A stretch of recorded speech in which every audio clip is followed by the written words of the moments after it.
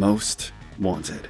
What two words hold more reverence and weight in the realm of driving games? Most Wanted needs no introduction. By a long shot, the most popular Need for Speed of all time, selling over 18 million copies, available on 8 separate platforms, a cover that has become an iconographic poster child for the series as a whole, and has been host to endless discussions, arguments, and fanfare for 20 years. 2025 marks the 2-decade anniversary of one of the most influential racing games ever made. And in celebration, I wanted to bring forth my perspective on everything Most Wanted, starting all the way from the drafting room, the development, the original 2005 PlayStation 2 release, the ports, how the game has aged and plays in the modern day on current hardware, the disastrously messy reboot and the development nightmares which left ripples through the series' last decade, alongside just what it means to hold such a powerful legacy. It is with great pleasure that I welcome you into my deep dive of 20 years of Most Wanted. The end game that we know today as Most Wanted has, to say the very least, a fascinating origin story full of twists and concepts. It's important to remember that in the 2 years before Most Wanted's release, Underground had taken reign of pop culture. It was the hottest thing in racing, heavily customizable street racing, with a focus on the tuner scene, revolving almost entirely around automotive trends of that era. I covered this very topic far more in depth in my Underground review, but long story short, Underground reinvented Need for Speed forever, with Underground 2 involving this concept even further. But you can only do the same concept so many times, and so the torch was passed onto the development of the next game, to take this new identity for the series, and what clearly worked with fans and critics alike, but changed things up dramatically. Believe it or not, the game that we'd come to know as Most Wanted started as a concept for Need for Speed Hot Pursuit 3, most likely with the addendum of the subtitle Most Wanted at the end. From what I can gather, development of what I'd call the Most Wanted project started as early as an undeterminable time in 2003, the same year that the original Underground released. It would of course bring something back to the series that had been missing since Hot Pursuit 2, police, being an essential part of the game's new tone and theming as a whole. Something that I find fascinating about the original concept for Most Wanted is the fact that the map was originally supposed to have a very snowy alpine feel. A fact that, well, as should be obvious by now, did not translate in the slightest to the final build, and the only semblance of which is known to the public is a concept drift track, something that I'll visit later on. Something that did, however, was that Hot Pursuit DNA. While yes, of course very different to Hot Pursuit 2 on a fundamental level, much of the game's originating concept art and spots of the final game's world design lean very heavily into the aesthetics that Hot Pursuit emblematized, bringing back exotic cars and more lavish locales in comparison to the Underground duology's concrete labyrinths, though that's not the most prominent theme Most Wanted would share with Hot Pursuit. As I mentioned, police would be returning, and the implementation of which would not only be by far the most in-depth inclusion of police in a Need for Speed game at the time, but arguably even to this day near on 2 decades later. By now, I'm sure that most of you would be familiar with pursuit breakers, but in the shoes of someone popping Most Wanted into their PS2 after their most recent Need for Speeds had no police at all, this concept was utterly revolutionary. The environment of Most Wanted would incorporate destructible segments, which would serve as countermeasures for fighting back on an offensive level mid-pursuit. Pursuit breakers were essential from early development, gameplay moments regarding them being some of the most fascinating concept art for the game that's known. So ambitious in fact that plenty of concepted gameplay drafts regarding them had to be scrapped, presumably down to time constraints. My favorite example being the very different to release version of the oil refinery, with interactable cranes to knock over and oil barrels to cause slicks. This isn't the only example of cut pursuit breakers, however, as there was a whole junk construction yard subsect to the map which never made it past concepting, which included large concrete tubes you could leap through, and car compactors that you could activate mid-chase to, well, pancake police. Very extreme. At this early stage, there was a pre-rendered trailer which got across a vision that, surprisingly, doesn't look all that far away from the end result, albeit with a very different choice of vehicle which was likely changed because of the new identity the Most Wanted project would take on. It's pretty clear by now that Most Wanted was going for a far more bombastic, almost Hollywood action movie-esque experience through the gameplay here, but this was ever present in the initial vision for the narrative as well. Some of the earlier storyboarding portraying Highscape's escapades with a Lamborghini Murcielago, enhanced by the mixing of cinematic transitions from cutscene to gameplay. Oh, and it wasn't subtle either. We're talking jumping that same Murcielago over a flock of Apache helicopters in the game's Grand Canyon. Subtlety was far from priority here. To complement the narrative that they were going for, the characters designed for the original version of the game are very arguably the aspect which changed the most in the final build. There seemed to be a far larger focus on them, perhaps giving more time to fleshing out each one's origin backstory, with each one having their own quotes to give off a unique persona, although that's pure speculation just based on how well thought out these concepts are. These characters and cinematics would also completely ditch the presentation found in either Underground, what with the CGI pre-rendered sequences and comic books being ill-fitted or too budget-intensive to articulate the intricate personalities and models of those original visions. And so the choice was made for the first time in series history to include FMVs recorded with real actors and cars. All that budget from Underground's sales success was clearly paying dividends, hiring professional actors, directors, and cutting-edge VFX artists to combine the real world and the streets of Rockport to a degree far stronger than the series had ever done before. This really was when EA actually put the arts in Electronic Arts. They may have aged in a fascinating manner, but it's undeniable that no matter how you feel about them, they're unapologetically of the era. It's here we notice the largest shift in tone compared to earlier drafts. This was of course a sequel to Underground, which thrived off of the late 90s car culture permeating the automotive scene. Most Wanted simply didn't have the chance to risk too much, straying too far from what made those games so loved and pertinent. And so over time, the theming would incorporate much of the era's pop culture to replace the more straight and narrow styling of a traditional Hot Pursuit, as example. This is shown really well through the evolution of the game's logo, gradually becoming less angular and sharp, to be radical, loose, and in your face. Though the best example of fusion through the Hot Pursuit DNA and the open world concepts that Underground brought forth to the series is through the map of Most Wanted. The most immediate difference from Underground, which was easy to see straight from the drafting room, was the sense of freedom and open air. I adore Underground 2's map and what it did for the genre in 2004, but it's very claustrophobic at times due to the concrete jungle locale. Rockport would be far more varied, not shying away from continuing to maintain a gritty industrial feel at spots, but breaking that up through spots of countryside, reminiscent of Hot Pursuit's more freeing trackside views, which certainly mirror well in the final product. And to tie it all together, being far more interactive with the use of pursuit breakers, hideout spots, and bucket loads of shortcuts to memorize your advantage. The stage was set for November of 2005, and while Black Box certainly would have pictured the game doing well, I don't think anyone knew just how big what they had on their hands was.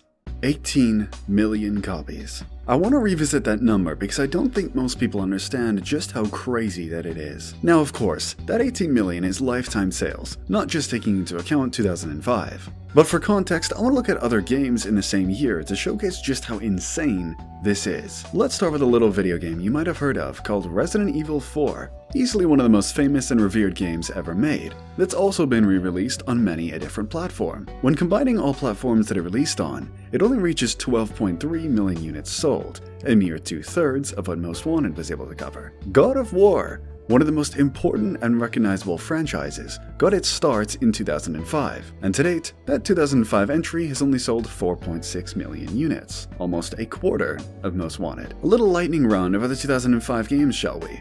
Kingdom Hearts 2, 4.7 million copies. Devil May Cry 3, 1.3 million. Shadow of the Colossus, approximately 1 million. Other racing games you may add. Midnight Club 3 on all platforms is around 5 million copies, with numbers for that being pretty hard to accurately source. You'd have to go back to the previous year's Gran Turismo 4, widely agreed to be one of the greatest racing games of all time, to get a fair shot. And even then, sales didn't even cross 12 million units. Now why am I going on about numbers here? We all know that the game's been successful. I bring this up to show off the fact that even in an era of relentless competition, where new franchises were coming up everywhere, Need for Speed Most Wanted gave all of them a reality check as to what racing games could be. It didn't just appeal to car people and to racing game people, despite being a very proud and boastful racing game. But why is that? It's because the experience that Most Wanted gave you had appeal. Even those who didn't play racing games saw that box on store shelves, saw the trailers and advertisements and went, damn, that looks like fun. Most Wanted appealed to the general masses not by dumbing down its mechanics in a false attempt to lure inexperienced players in because of accessibility and ease of play, but because it brought an experience to the table that was so badass you had to give it a shot. It's the total antithesis of what many a modern racing game tries to do in order to lure in the general public, by watering these games down, leaving long-term players feeling abandoned and unheard, and new players bored after the first few hours because everything's either been handed to them, or they have to spend the next 3 years of their life logging into some live service every week like a chore that they never wanted to commit to in the first place. So what then? What made this experience resonate with so many people? Well, it's more than just lightning in a bottle. What's aged better than anyone would think is just how pick-up and playable Most Wanted is. There's a short amount of effort needed in order to have a great time. And while the game may be functionally so different from it, it shares something brilliant with my favorite Need for Speed, Hot Pursuit. Both of these games have what's a very short list of requirements needed to get right into the game and either do a hot pursuit, work on the career, or even if you just have 5 minutes to spare to pop off a quick race. These games make that easy to do, over and over and over again. A huge priority of these games is not spending your time in menus or building cars and collections that you're not going to give a rat's ass about for 99% of your playthrough. You want fun? Great. Hop on and spend 30 to 45 minutes knocking off a member of the Blacklist, because the amount of satisfaction and minute progress that you'll make in that time is second to virtually none. I want to move on to a little more of a visual topic, and that's the art direction and visual presentation of Most Wanted. Now heads up, all of the more modern footage is recorded on my rig running the Most Wanted Redux mod. The reason that I went with this is because it keeps the original intent and styling of the game's visuals just spruced up a little bit. And with that being said, the only word that I can really give you to describe this game's art direction is striking. Think about it.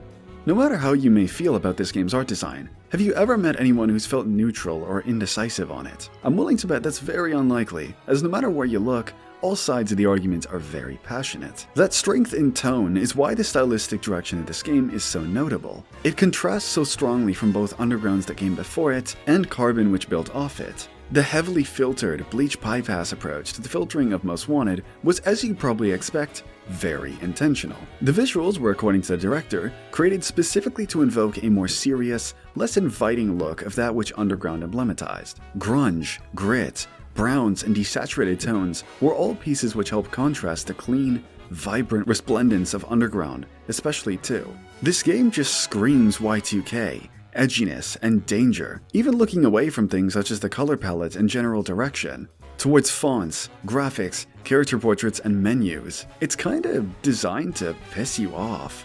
And that's what I love about it. Sure, I understand why the obnoxious tone just doesn't click with everyone. I really do. And can I claim that it's aged well? Well, not in a typical sense. Could Most Wanted go on sale today and blend in as well as, say, Hot Pursuit 2 could have? Hell no. This is a proud hallmark of the 2000s, and that's what I respect about it. It may not have aged as well as Hot Pursuit 2, but which one's art direction is talked about more to this day? I don't think I need to answer that for you.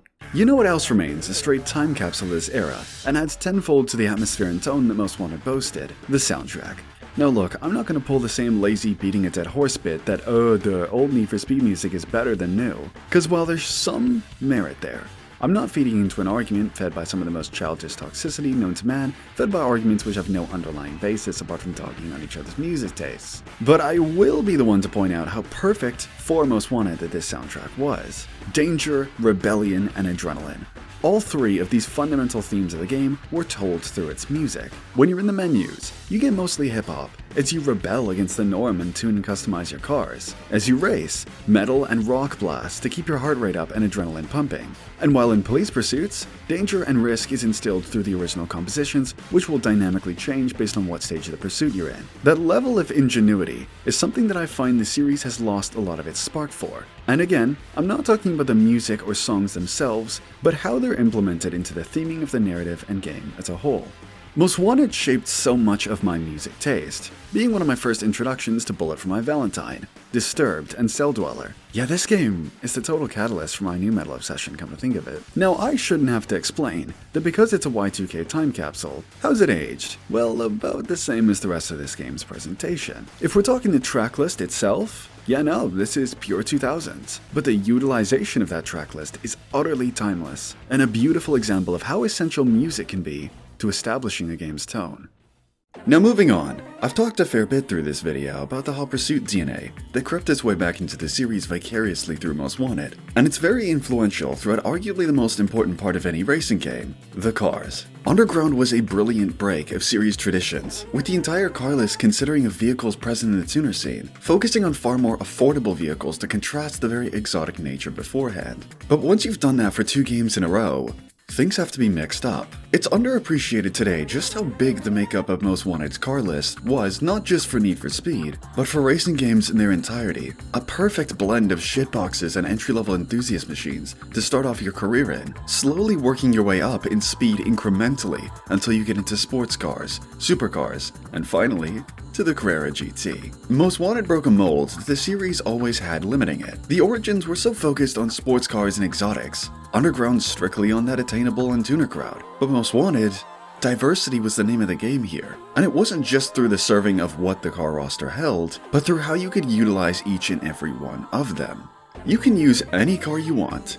Yes, any car. All the way to the end game, without all that much difficulty. And that's because the upgrades in Most Wanted scaled throughout the whole game. This may not seem all that revolutionary in the modern day, but back then, what racing game, let alone one of this scale, gave you such a brilliant sandbox of options to play with? On that topic of upgrading and in addendum, personalization, this was something that was changed in some pretty interesting ways compared to its Underground brothers, especially with Underground 2, which I consider to be the peak of Need for Speed's visual creativity. Hydraulics, nitrous purges, trunk speakers, split hoods, wide body kits, and the most in-depth usage of paint and vinyl editors until arguably this very day. Most Wanted was a definite step backwards, with most of the aforementioned customizable revolutions set by Underground completely missing here. But of course, this was a very different game to Underground. While those games were about celebrating tuner and import culture, Most Wanted was about being the rebellious street racer, less so about personalization, more of a focus on technicality and outrunning the police and other racers. With that being said, it's not like personalization was bare bones here. The groundwork was done with the last two games, and everything that you'd expect to be able to do to set apart your ride is still here in spades, though I can't help but wish the game did more to enhance the offensive options for dealing with the police. This is something that in the modern day, with hindsight, is an easy missed opportunity. Simple things such as EMPs or your own deployable spike strips would add a pretty little cherry on top of already intense cop chases. But I'll get back to that topic in depth a little later on. You know the best thing about cars in Most Wanted though? How they make you feel. Now starting with the most obvious, the physics. Black Box's Need for Speed games often get the title of the best handling in Need for Speed, and while I think to a specific point, physics models are pretty subjective, I firmly stand by the take that Most Wanted does indeed have the quote, best physics in the series. Let me explain. Are they the most dramatic? No. Are they perfect? Hell no. But in terms of ease of play, while also having a great skill ceiling for those who want to really push these cars to their limits, while also having barely aged in the slightest considering the once again 20-year-old physics model we're dealing with. Yeah, these physics are sick. There's something I always look for with arcade racers' physics, and it all revolves around gamifying realism. Most Wanted isn't realistic, let's all be honest with ourselves. But that's exactly why it's so fun. You take real characteristics of cars such as their drive wheels, the push and pull of understeer and oversteer, but add in a significant amount of tolerance as to where the limits of these systems are, meaning that you can push these cars far beyond what's possible in the real world, because it's just fun and badass to do so. We have to remember that while yes, racing games do revolve around automobiles and the real world to a degree, they're still video games. And what makes a video game addicting to play? That fun factor and drama, separating them from reality. Speaking of drama, let's talk the rest of the experience regarding these cars. The drama and pantomime of ripping cars around Rockport is pure brilliance. Sense of speed, second to very few others, with the effects work doing precisely what it should, narrowing in on the focus. Look at how as you speed up, your peripheral vision blurs, creating a tunneling effect. The lights and air trails off the back of your car emphasizing that forward thrust of high speed. The camera pulling back to give you the illusion of covering more distance. This is textbook sense of speed, and something that this series is pretty consistently known for doing well, and guess where that all got its groundwork? Oh, and have I even mentioned the sound design yet? Sheer adrenaline that gets your heart pumping, and the touch of having reverse gear be straight cut just as it is in real life adds so much to that extra tension of getting locked in by the police with the slimmest of slim chances of escape. Everything in the realm of cars helped feed the basis which made Most Wanted as cohesive a package the endgame was. But they'd be nothing if the gameplay didn't provide the perfect stage for them to shine. Now before I get too deep into things, I want to do some quick housekeeping. I hate plugging myself, but I know that there's plenty of you who would love to help support these videos and keep them coming. So I wanted to remind y'all that I do indeed have a Patreon, which I'll leave a link to in the description if you want to get early access to previews of videos and updates directly from me. As well as that, the lunatics over at GamerSupps somehow decided it was a good idea to give me fuel to keep editing these videos. Like, jokes aside, these flavors hit, and a creator code? Bad idea, guys. Seriously. Now I've got my friends buying cups to make them look like Discord mods. If you're as depraved as they are, you can use my code Ultraviolet to pick up a waifu cup, but for the love of God, stick to some ethical gooning. Better yet, pick up one of those pixel cups instead, or some of their merch. That's enough YouTuber BS for me. I want to genuinely extend a huge thank you to existing patrons and GamerSupps for being killer to work with. So let's get right back to the video. Racing game campaigns are for the most part pretty unmemorable. That isn't to say that there aren't any highlights, or that they can't be strong. But for every 10 racing games, you'll get maybe one absolutely standout career. Most Wanted's Blacklist, it's without question the latter. I mean, let's be honest here. It's very arguably the single most recognizable set of cars and rivals that this genre has ever seen, tied up in a pretty little bow by how the gameplay, which gives such a driven flow and motivation through its gameplay loop. Now, I have always, since the very time I played through Most Wanted, labeled it as an easy, at the very least, top 3 arcade racer careers of all time. But I would be lying straight to my teeth if I said it was some sort of infallible magnum opus. So with that being said, I'm going to start off right from the beginning to dissect what the Blacklist excels at, why it's so highly revered, and what I certainly would have done differently. Now to talk about intros, I don't see any other racing game which is as iconic and textbook top-of-the-class game setup as Most Wanted perfected 2 decades ago. Let's be honest, you know this story brief already, so I'll keep this nice and short. You enter the story as a newcomer to Rockport, destined to make a name for yourself in the street racing scene, before biting off more than you can chew, getting into bad blood with the current head honcho Razor,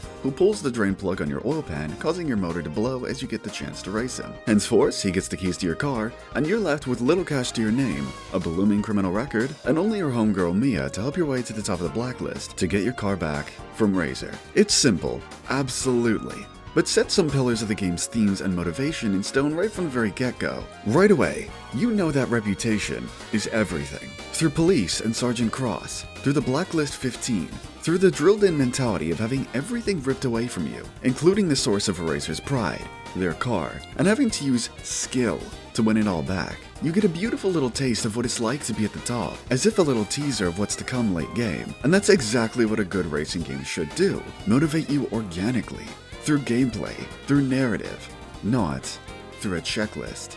I will say though, that as good as an introduction to Most Wanted is, and the gameplay which precedes complements that, something that on revisiting the game became very obvious is the serious lack of story in the mid-game. The only real times that you get cutscene or story is at the very beginning and the very end of the game. You wanna know how bad this is? Did you know that the only time you see Cross in the entire game are in the opening and closing 10 minutes? Yeah, that's no joke. Playing through the Blacklist is, yes, fantastic, but it gets a bit oversaturated with very little breakup in between each member, and the only thing close to it are these vaguely threatening voice messages you get every once in a while. That's it.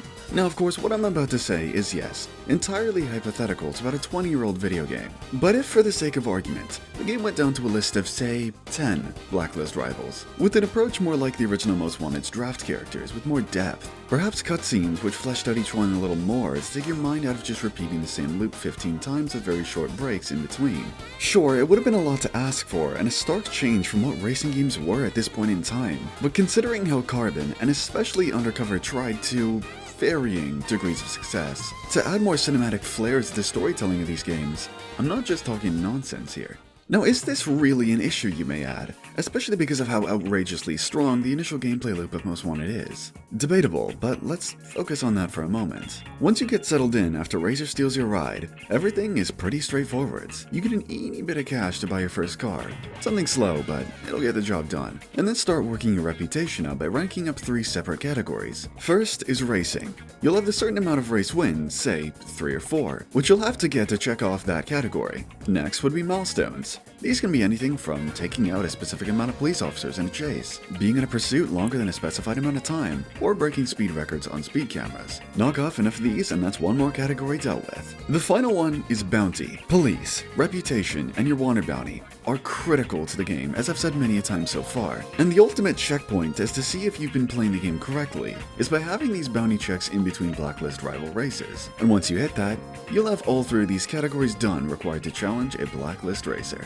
This loop that Most Wanted gives you is so tightly condensed for quick yet meaningful satisfaction. It's so easy to track your progress and watch your progression in real time no matter how far in you are. It's just as I was saying earlier on in the video, it's all about the time to satisfaction ratio that this shares with something like Hot Pursuit. Minimal time, maximum reward. A timeless formula, yet one that it seems to have been glossed over as racing games have expanded over time. Those of you who know me also know that I'm a big fan of event variety as well. It isn't just that categorical diversity that helps feed the broad gameplay loop here, but through what Need for Speeds of the era have always excelled at, not being one note for modes. Race events take place in either circuit or sprint. Sometimes you'll get cops, sometimes not. Knockout events don't show up all too often, but when they do, there's genuine tension. Mix that in with everything that you're doing outside of main events to rack up bounty, or even just getting in cop chases for the hell of it, and you're in for a brilliant time.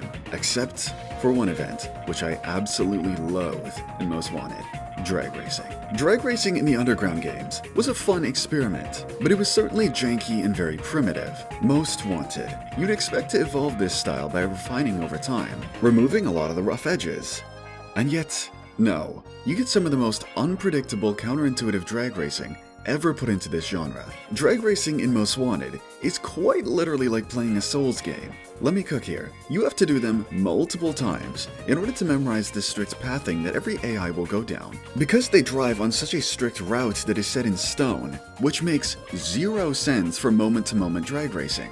Look, I play Souls games, so I'm more than happy to learn patterns in order to win, rather than just lucking out. But that's because memorization and learning is the entire point of those games. That form of play just does not work or fit Most Wanted in the slightest. The whole game is about racing on the fly, street racing. You see why it just doesn't work? These would be eons better if it had remained unchanged from Underground, as the vision here not only just doesn't make sense considering the theming of the game, but hell, it just doesn't even work. The amount of times I've been on these drags just by having my rival tap a pole and get stun locked, meaning I just cruise at 30 down my way to the finish line, was astonishing. A truly abhorrent game mode that's aged like milk compared to the rest of this game. The last thing to talk about in the realm of events is drift, and the fact that it simply doesn't exist in Most Wanted. I can't exactly give you a definitive reason as to why this is, but my guess is simply time constraints. There was that beta drift track which was concepted early game, but it just never made it through. Is it sorely missed? No, not really. There would have to be separate tracks made for it, as the base map far from suits a drift environment. And well, this game is so strongly themed around street racing, and the ability to hone in on that aspect really makes it shine even more. I think that it was the right call in the end, as honestly, I never once said to myself, man, I really wish there was drifting in this game. Heading back on track to the real driving force behind that gameplay loop I'm so fond of. Most Wanted is all about those Blacklist races, baby. The majority of them are oh so memorable. You get a little brief at the start of each Blacklist checklist, with a little cinematic where somehow they all keep looking like Trent Reznor in this one image. And then when it's time to race, each rival gets a uniquely tailored in-game cinematic to help feed their vibes. Some of them are kinda forgettable, leading into that whole meme of, we got good writing? Nah, but we got high moments and aura. But it just works here, man. Especially intros like JV, the slow roll-up to face off each other as the church clock chimes. Earl getting his Evo just inches from your car. Big Lou rolling up with two fellow scallywag Eclipses. These races do feel like mini highlights and rewards for putting in your time gradually, because there's just more thought poured into the route choice and difficulty. And of course, your shot at winning the rival's car, or those goddamn markers. Why, man?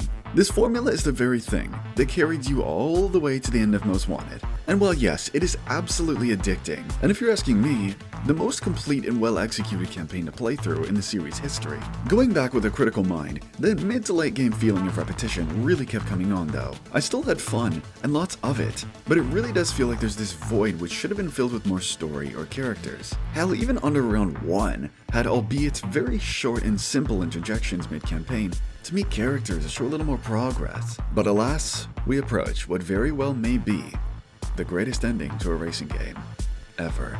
The final climax with Razor is absolute perfection. It starts off pretty much like any other Blacklist showdown. Take your best car, as the M3 that he stole from you is not here to play around. There is such a legitimate stake and challenge in the final events. Compounded with that hope of getting your very car stolen from you at the start of the game back, it elevates what are in actuality pretty simple events to that of final race status. That is before the real piece de resistance. You finally did it. You've knocked the smug smile off a Razor's face. But the homie Mia has other plans. She's been an undercover cop this whole time, and used the climactic showdown with Razor as the perfect trap for a bust of Rockport's street racing scene. You've been good to her though, and so she tosses you the keys to the M3. And with a hope and a prayer, we get to the greatest final mission in a racing game, escaping Rockport.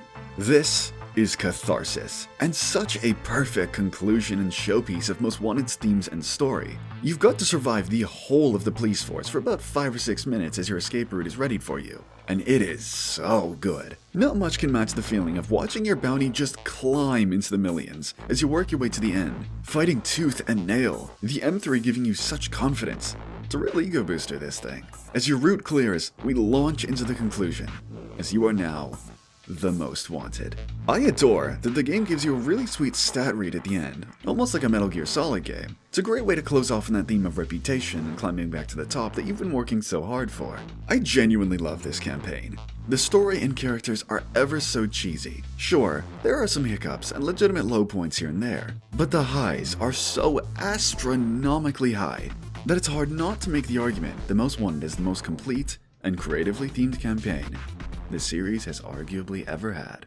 Now, I couldn't do a video on Most Wanted without at least dedicating some time to the most important part of its identity, the police. I'm not going to sit here though and pretend that I know everything about them. To be totally honest, there are videos which go far more in depth on this subject, so don't expect the most thorough analysis here. But I can talk about why I personally love them. First off is the intensity. When they're firing on all cylinders, the AI is properly out to get you. And in the highest of heat levels, you have to be genuinely trying in order to escape, and even just survive. There are 11 police units that'll come after you if you meet certain conditions, one of them being Sergeant Cross's Corvette, which is a touch that I've always loved. The Rockport police force was far from an afterthought, with over 12,000 lines of police chatter. So much dialogue that if you put each little line next to each other, it would be well over an hour long. That's not all. 35 separate condition codes were drafted in order to describe officers' current status, alongside a plethora of other codes that would be used by the police to describe the pursuit at hand. In the moment-to-moment gameplay, that's where Rockport PD, for the most part, truly shines. But there's also some problems that I can't exactly just ignore. First off, apart from pursuit breakers, police gameplay has absolutely no offensive options. No countermeasures, no real way to attack apart from just ramming, which, granted, is very effective, but risky. It's entirely intentional to give you a genuine sense of fear and tension every time that you get into a chase, but it does feel slightly artificial. Another thing that I really noticed is that spike strips are just so inconsistent. If you hit a spike strip in Most Wanted, which, first off, the hitboxes are never really all that great, that's it. The pursuit is over since there's no reinflatable tires, which adds to the fact that you really have to watch the road. And yet sometimes, police will drop spike strips on totally blind corners that, even with speed breakers, you can't avoid. Circling back to the good though, man, they work so well with this map. The fact that police went missing for a few years was just the fire that Black Box needed to revamp them with a newfound energy.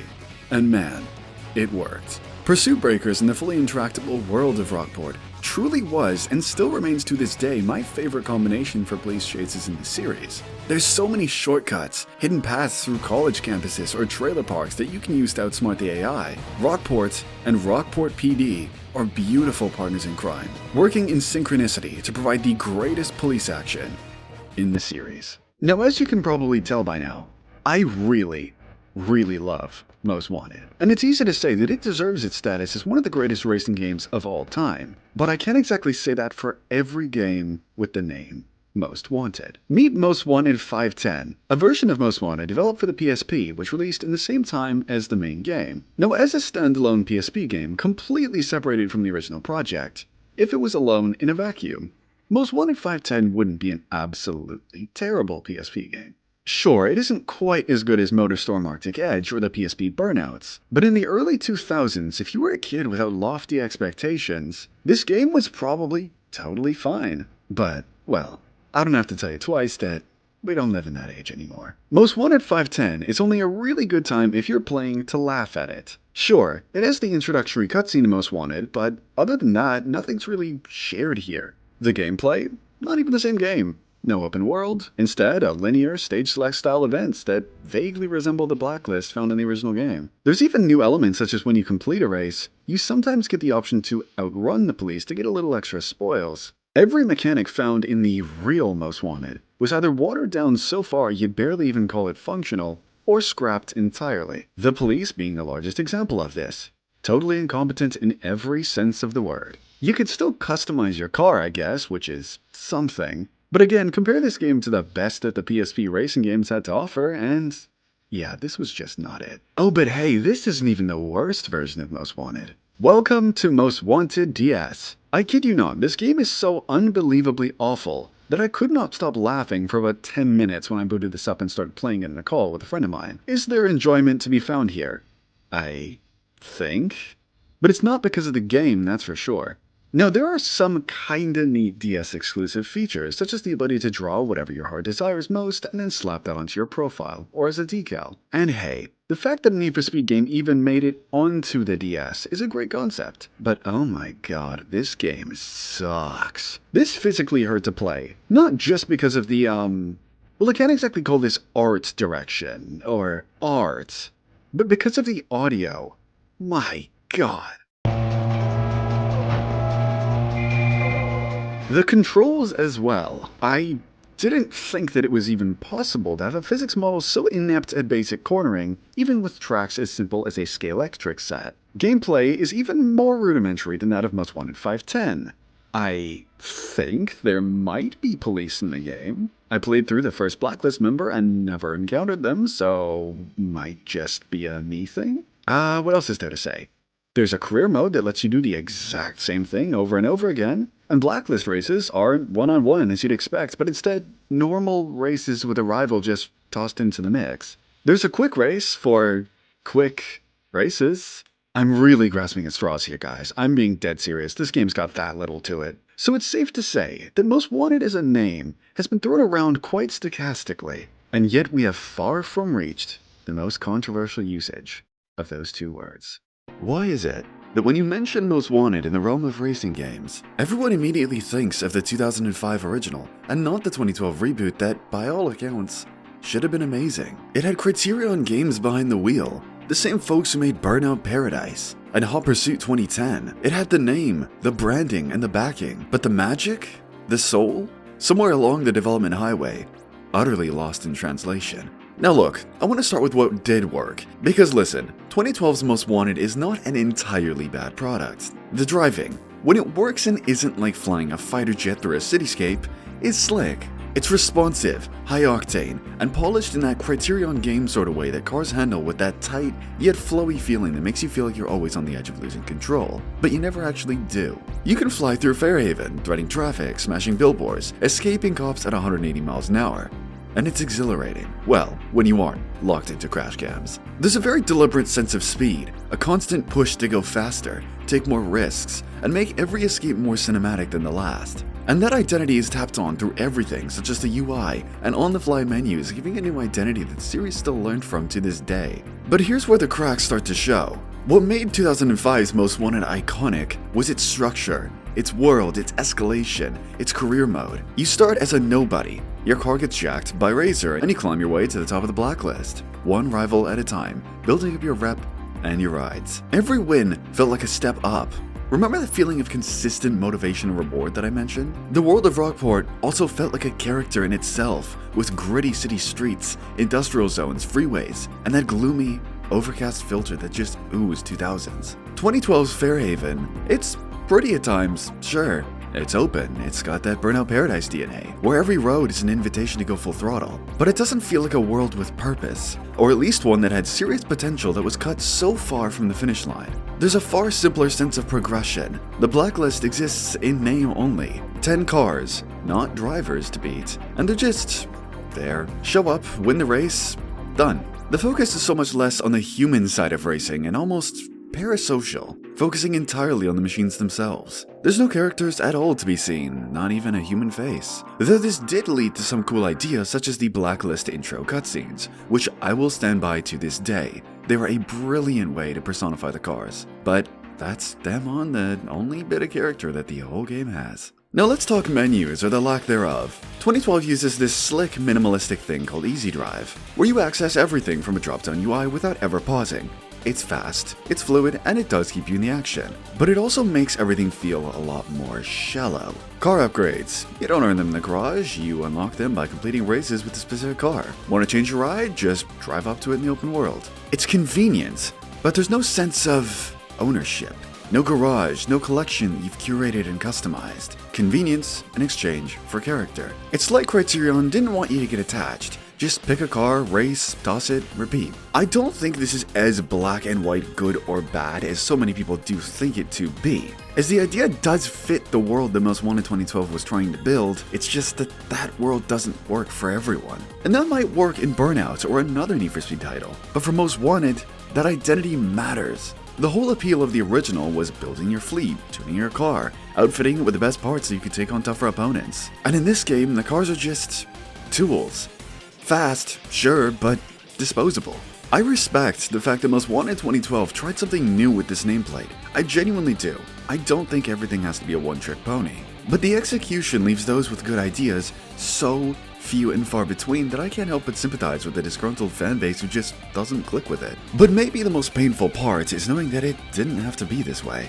Early beta builds of 2012's Most Wanted shows a game that was far more in line with the original. It had a structured career mode, police chatter that felt like a direct homage to Rockport's radio calls, an even more grounded tone. The Blacklist had more context, more flavor, but as the deadline loomed, Criterion was forced to pivot because of EA's insufferable thirst for greed and avarice. They cut content, streamlined features, leaned hard into the open world, always-on racing philosophy that it perfected with Paradise. Not because they didn't want to make a more faithful sequel, but because time and scope boxed them into stunting their vision and sterilizing the concept. EA wanted something marketable, something easy to pick up and play, and they delivered that, but in doing so, they lost what made the name Most Wanted matter to so many. So yeah, there's a fair bit to like in 2012's Most Wanted, but there's even more to mourn, because for all of its polish and production value, it just undeniably falls flat of what it should and could have been. In the end, it's not that it's an entirely bad game or a bad Need for Speed, spare for a few legitimate criticisms. It's that it's a bad Most Wanted. And that distinction, for fans of the franchise, means everything. It's a missed opportunity. A game with the right name, the right talent, but the wrong priorities. And it stands as a perfect example of how important identity and structure are in making a racing game not just playable, but unforgettable. In conclusion, I want to revisit the very statement that I've been coming back to throughout the video. Just how much weight do the two words Most Wanted hold 2 decades later? Perhaps unsurprisingly, a lot. Like, a lot. You'd be hard-pressed to find a racing game as iconic and influential as Most Wanted. I bring up the question of how it's aged, and that's a question that I have an answer for. Most Wanted has both aged far better than any game in the series' history. What due to the legacy that spawned from not just other series trying to reciprocate that glory, but Need for Speed itself trying to varying degrees of success to repeat those glory days surrounding Most Wanted. But it's also a straight-up time capsule.